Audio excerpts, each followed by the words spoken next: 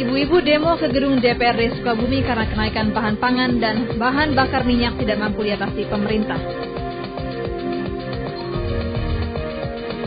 Kesepakatan gencatan antara pemerintah Irak dengan Muqtada al-Sadr tidak efektif, bahkan korban dari kedua pihak berjatuhan.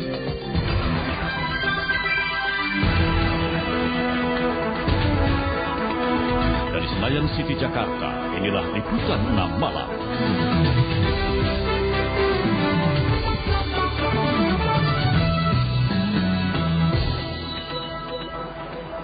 Halo saudara, salam jumpa. Liputan 6 Malam kembali hadir menjumpai Anda selama 30 menit yang akan menyajikan informasi baik dari dalam negeri hingga ke mancanegara.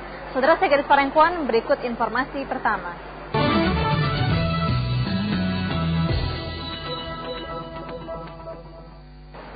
Kenaikan harga pangan dan bahan bakar minyak memicu protes. Untuk itu sejumlah warga melakukan unjuk rasa, di antaranya di kawasan Sukabumi, Jawa Barat dan Semarang, Jawa Tengah. Mari kita simak liputannya berikut ini.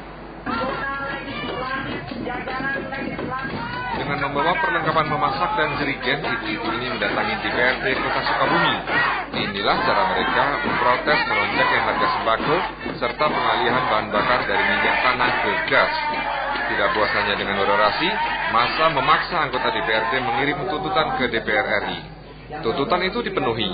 Seorang anggota dewan mengirim pesan warga ke sekretariat DPR melalui faksimile.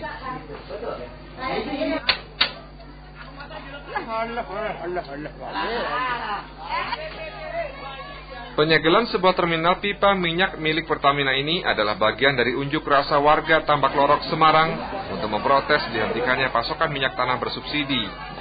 Maka mulai hari ini, keran buka tutup penyaluran minyak tanah ke instalasi pengapung dari tanker disegel oleh rakyat. Warga marah karena bukan hanya mahal, minyak tanah kini juga sangat sulit didapatkan. Utamakanlah nelayan orang kecil seperti aku ini untuk bisa melaut. Kalau gak ada minyak tanah tidak bisa melaut.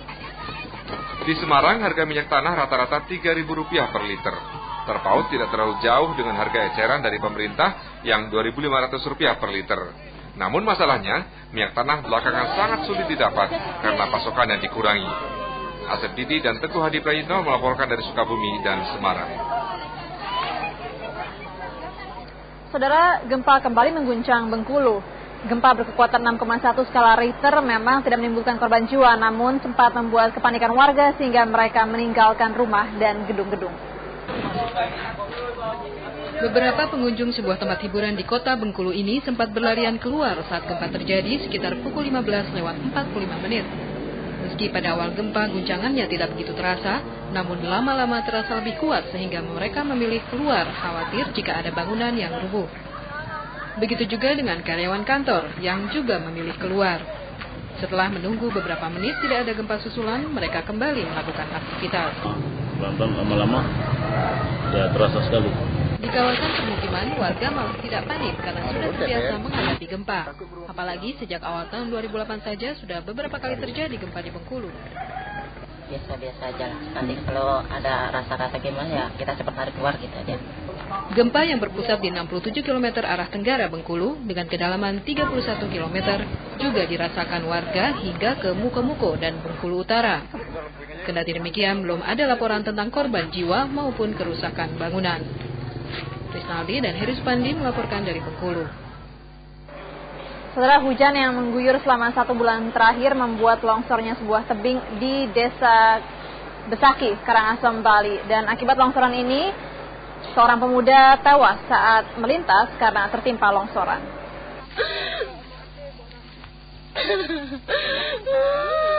Sanak keluarga tak kuasa menahan tangis saat mendengar kematian Iwan Supa. Wayan tewas di perbukitan Otan, Banjar Angsoka, Desa Besaki, Karangasem. Wayan tertimbun tebing longsor saat dalam perjalanan pulang kerja dengan sepeda motornya. Ia tewas dengan luka di sekujur tubuhnya. Jenazah Wayan dapat dievakuasi warga setelah 12 jam bekerja keras menggali longsoran. Saya lihat dari sana ada tertimbun longsor. Kenapa dia? Baru aja mau naik. Sepeda ya? Iya. Sama sepedanya sama longsor? Iya, sama sepedanya tertimbun tanah longsor. Jalan di atas tebing yang longsor kini tinggal beberapa jengkal, namun warga masih melewatinya. Kondisi ini tentu sangat riskan bila kembali terjadi longsor. Putu Setiawan melaporkan dari Karangasem, Bali. Jembatan Sungai Celeng di Mogiri yang menghubungkan Bantul Gunung Kidul terputus akibat terjangan banjir. Akibat dari putusnya jembatan ini, maka jalur Gunung Kidul Bantul tidak dapat dilalui arus lalu lintas. Jembatan Sungai Celeng yang menghubungkan antara Bantul dan Gunung Kidul melalui Imogiri hanya dapat dilalui kendaraan roda 2 setelah lebih dari separuh jembatan ini ambruk akibat terjangan banjir. Talut dan kondisi jembatan tidak kuat menahan derasnya arus sungai yang terus menguap dalam beberapa hari terakhir. Salah seorang staf Dinas Pekerjaan Umum Kabupaten Bantul mengatakan putusnya jembatan tersebut mengakibatkan kendaraan roda 4 dan angkutan umum yang biasanya melewati jalur tersebut dialihkan ke jalur lain memutar sekitar 4 km. Jadi memang sangat vital. Sementara yaitu kita alihkan harus menempuh jarak 3-4 kilo dari sini. Selain mengganggu aktivitas warga, terputusnya jembatan tersebut mengakibatkan wisatawan yang akan berkunjung ke makam Raja-Raja Mataram di Mogiri, Bantul batal. Kria Aditri melaporkan dari Bantul, Yogyakarta. Kesepakatan gencatan antara pemerintah Irak dengan Muqtada al-Sadr tampaknya tidak efektif. Di lapangan kekerasan yang melibatkan kubu al-Sadr dan pemerintah yang didukung Amerika Serikat terus berlanjut. Hari ini saja 6 milisi Syiah tewas dalam sebuah serangan udara militer Amerika Serikat. Sementara di sejumlah kota, milisi Syiah terus melancarkan serangan ke wilayah-wilayah yang dikendalikan pasukan keamanan Irak dan Amerika Serikat. Serangan udara militer Amerika Serikat ditujukan kepada sekelompok pria bersenjata yang diduga telah menyerang konvoi tentara Amerika Serikat di Sadr City. Serangan ini menewaskan 6 orang milisi Syiah pengikut ulama karismatik Muqtada al-Sadr. 2 hari lalu Muqtada sendiri telah menyerukan pengikutnya untuk melakukan gencatan senjata sebagai bagian dari proses negosiasi untuk mengakhiri konflik yang telah menewaskan sedikitnya 400 orang dalam sepekan terakhir. Milisi Syiah sendiri masih terus membombardir wilayah-wilayah yang dikendalikan tentara Amerika Serikat dan pasukan keamanan Irak seperti di zona hijau di Baghdad.